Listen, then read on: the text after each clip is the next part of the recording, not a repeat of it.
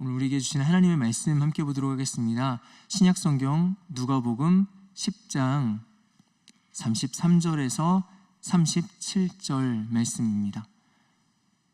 누가복음 10장 33절에서 37절 말씀입니다.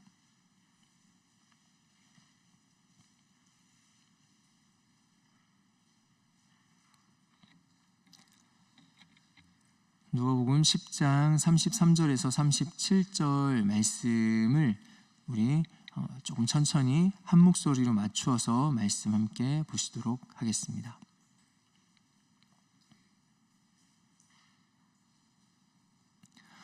어떤 사마리아 사람은 여행하는 중 거기 이르러 그를 보고 불쌍히 여겨 가까이 가서 기름과 포도주를 그 상처에 붓고 싸매고 자기 짐승에 태워 주막으로 데리고 가서 돌보아 주니라.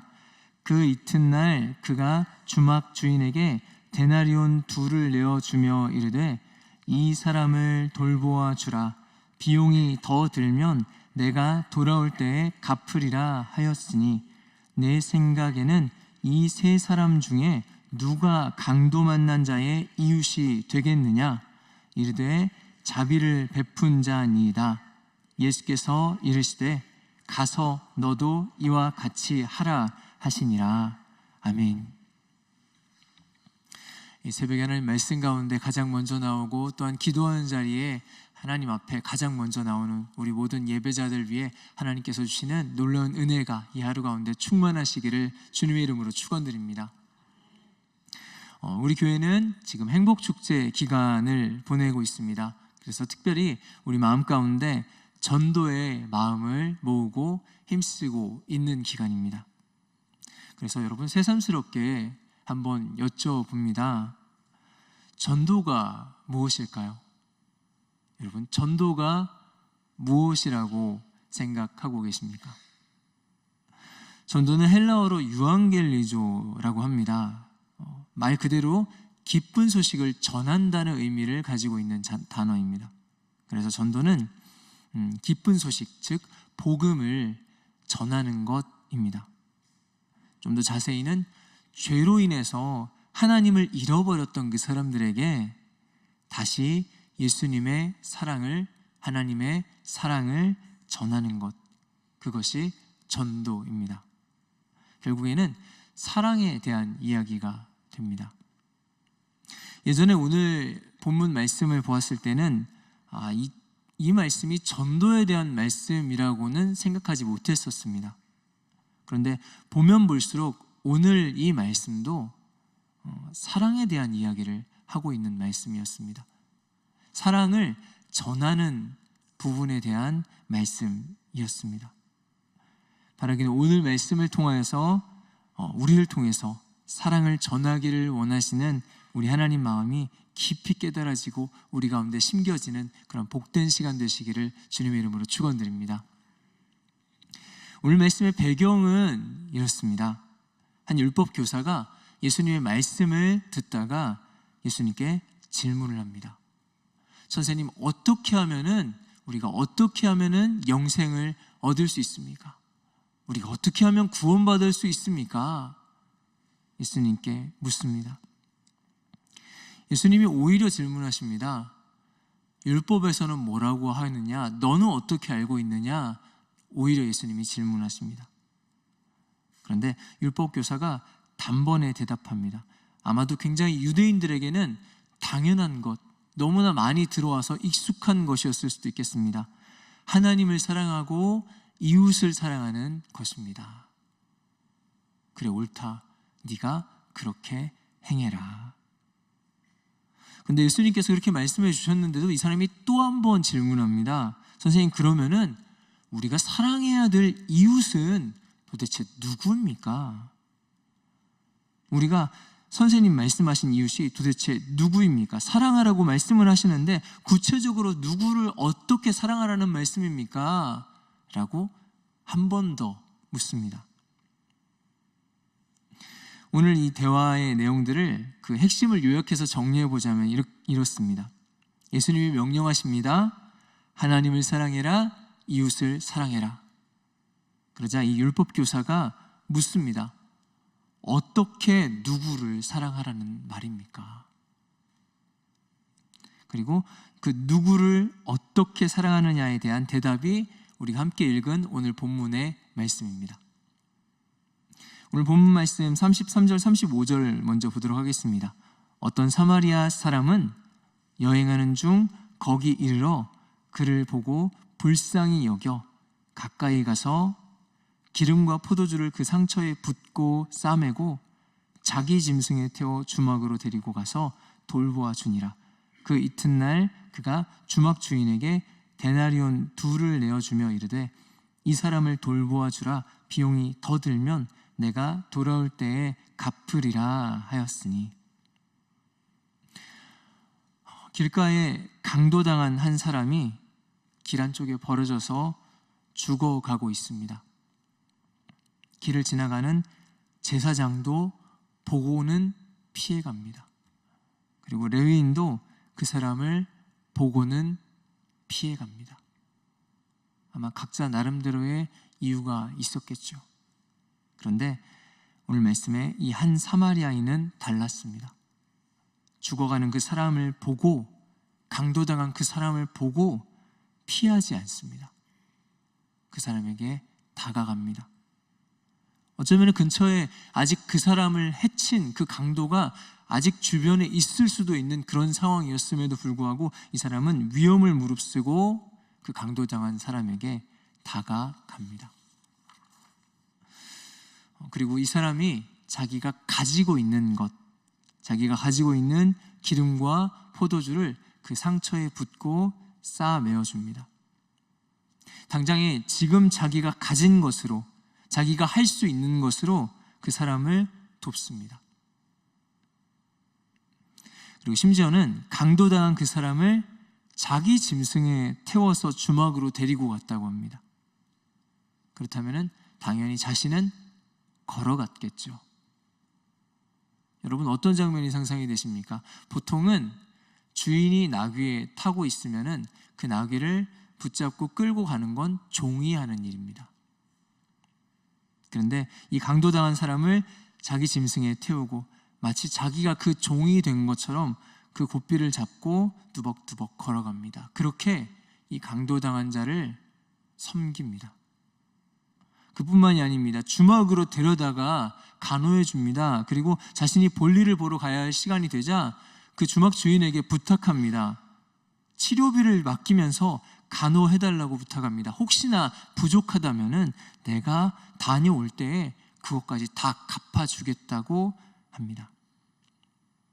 끝까지 책임을 지겠다는 것입니다. 오늘 말씀은 이렇게 사랑하라는 말씀입니다. 별 생각 없이 오늘 말씀을 보면서는 그렇게 생각했습니다. 야, 참 착한 사람이구나. 정말 착한 사람이구나. 그런데 여러분, 조금만 더 생각해 보면, 한 발짝 멀리 떨어져서 조금만 객관적으로 오늘 말씀을 본다면은 참 이상한 말씀의 장면입니다. 강도당한 사람이, 그 사람이 이 사마리아 사람의 가족이 아니었습니다.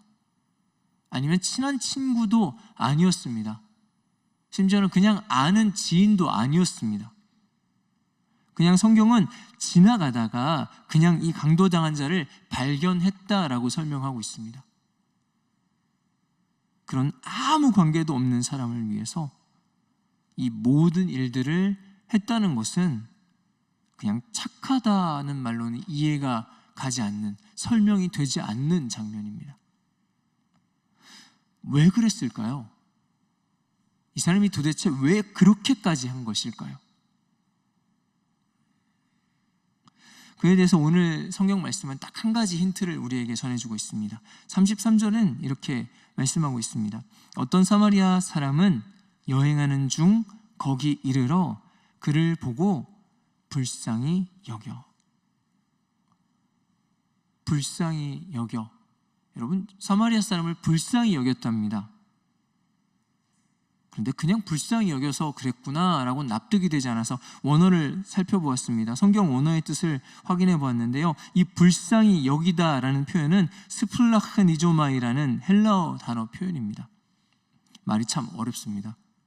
그런데 이 불쌍히 여긴다는 스플라흐니조마이라는 이 단어가 신약 성경에 12번 사용되었다고 하는데요. 그 사용된 부분들을 하나하나 보게 되었습니다. 확인해 보다 보니까 마음이 좀 먹먹해졌습니다. 이 단어가 사용된 거의 모든 경우는 예수님이 무리를 불쌍히 여기실 때, 예수께서 어떤 사람을 긍휼히 여기실 때, 하나님께서 그 백성을 불쌍히 여기실 때 사용되는 단어입니다. 단 한 번도 어떤 사람이 다른 어떤 사람을 불쌍히 여긴다는 그런 장면에서 사용된 적이 없습니다. 그런데 유일하게 오늘 본문에서만 어떤 사람이 다른 사람을 불쌍히 여긴다는데 이 단어가 사용됩니다. 결국 이 단어는 하나님이 우리를, 예수께서 우리를 불쌍히 여기시는, 우리를 긍휼히 여기시는 그 마음을 표현하는 단어입니다. 그런데 그 하나님의 마음, 그 예수님의 마음이 오늘 이 사마리아인의 마음속에 있었다는 것입니다. 그리고 여러분, 이 불쌍히 여긴다는 표현을 설명하는 그 설명의 구절들을 보다가 그 뜻을 설명하는 부분에서 또 한 번 더 마음이 먹먹해졌습니다. 우리말에 그런 표현이 있습니다. 애가 끊어지는 듯하다. 여기서 이 애가 끊어지는 듯하다의 애는 창자를 뜻합니다. 너무너무 그것이 안타깝고 괴로워서 정말로 그 창자가 끊어지는 것처럼 그렇게 고통스럽고 힘들다는 표현을 할 때 애가 끊어지는 듯하다라고 표현합니다. 그런데 우리나라에서뿐만 아니라 이 이스라엘에도, 이 헬라어에도 그런 표현이 있었습니다. 불쌍히 여긴다는 이 스플라흐니조마이라는 이 단어를 이렇게 설명하고 있습니다. 불쌍히 여기는 그 마음 때문에 그 창자가 꿈틀대고 움직일 만큼 창자 깊은 곳에서부터 동정과 연민이 올라오는, 그만큼 깊은 곳에서 올라오는 긍휼과 연민, 이것이 하나님이 우리에게 부어주시는 하나님의 긍휼입니다. 또한 우리가 품어야 할 긍휼입니다. 예수님은 오늘 이야기를 이렇게 정리하고 계십니다. 36절, 37절인데요. 내 생각에는 이 세 사람 중에 누가 강도 만난 자의 이웃이 되겠느냐? 이르되 자비를 베푼 자니이다. 예수께서 이르시되 가서 너도 이와 같이 하라 하시니라. 너도 이와 같이 하라. 너도 이런 이웃이 되어 주어라. 이 긍휼이, 이 하나님의 마음이 저와 여러분의 마음이 되어야 할 줄 믿습니다. 이 모습이 말씀하시는, 예수께서 말씀하시는 이웃이 누구인가? 그 이웃이 이런 이웃이라는 것입니다. 오늘도 예수님께서는 그런 이웃이 되어주라고 저와 여러분을 부르십니다.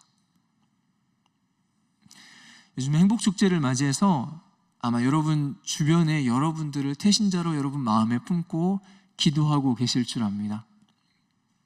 하지만 많은 분들이 전도를 생각할 때 마음에 좀 부담을 가지고 어렵다고 느끼는 분들이 참 많은 것 같습니다. 아마도 우리가 이 복음에 대해서, 하나님이 어떤 분이신가에 대해서 그 사람에게 잘 알아들을 수 있게 쉽게 설명할 수 있는 그런 자신이 없기 때문이 아닐까 생각됩니다. 어쩌면 우리에게 그 사람의 꽉 닫힌 마음을 이렇게 활짝 열리게 할 수 있는 그런, 이래서 복음을 믿어야 하고 하나님을 믿어야 한다고 설득할 수 있는 그런 언변이 우리에게 없기 때문일 수도 있겠습니다. 하지만 하나님께서는 그런 우리에게 좋은 이웃 되어주라고 말씀하십니다. 전도가 하나님의 사랑을 전하는 것이라면요, 우리가 본문의 사마리아인처럼 하나님의 사랑으로 사랑하고 긍휼히 여기는 것이 곧 전도가 됩니다.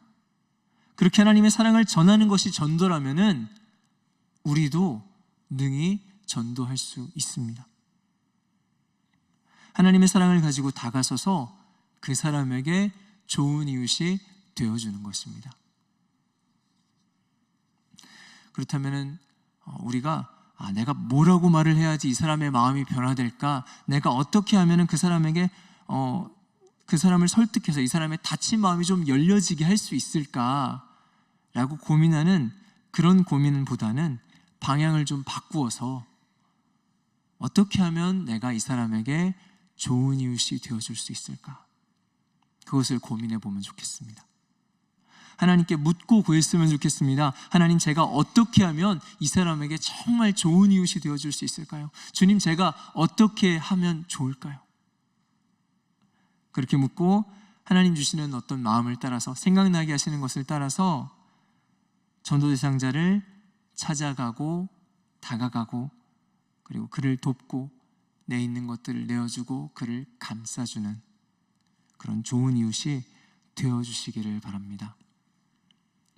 그렇게 하나님의 말씀대로 우리가 좋은 이웃이 되어서 나를 통해서 하나님의 사랑이 잘 흘러가고 그리고 내 영혼이 살아나고 그리고 작정한 그 영혼도 하나님 사랑을 알게 되는 그런 역사의 주인공들로 쓰임 받으시기를 주의 이름으로 축원드립니다. 하나님이 우리를 좋은 이웃으로 써주실 줄 믿습니다. 우리 함께 기도하겠습니다. 이제 우리 함께 기도하실 때 하나님, 내가 좋은 이웃으로 쓰임받기를 원합니다. 주님, 하나님의 마음, 하나님의 긍휼을 먼저 내 안에 부어주시옵소서. 그리고 어떻게 내가 하나님의 사랑을 전하고 섬기고 나누어야 할지 하나님, 그렇게 할 수 있는 지혜를 허락해 주십시오. 이번 행복축제를 통하여서 복음의 생명이 영혼 구원의 역사가 충만한 시간 될 수 있도록 주님, 나를 좋은 이웃으로 써주십시오. 우리 이렇게 말씀을 붙잡고 기도하고 우리가 또 각자의 기도 제목을 놓고 나라 민족을 위해서, 교회 공동체를 위해서 함께 주여 한번 부르짖고 기도하시겠습니다.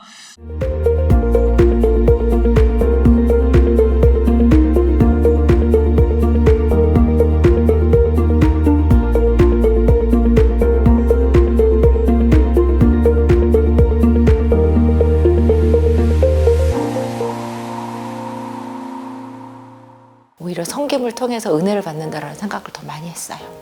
제가 정말 군 생활을 32년 했는데 뜨거웠던 그 첫 신앙이 거의 회복이 되었어요.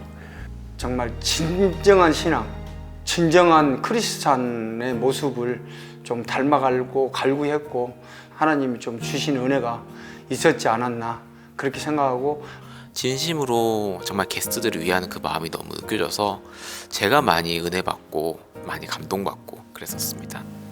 예수님의 피와 살로 그리에게 줬다는 그거에 때문에 많이 감동을 받고 눈물을 너무 많이 흘렸어요.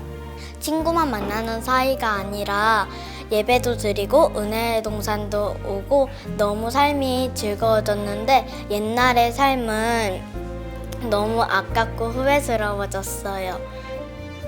지금은 이제 후회스럽지도 않고 이제 하나님을 더 열심히 믿어야겠다는 생각이 들었어요.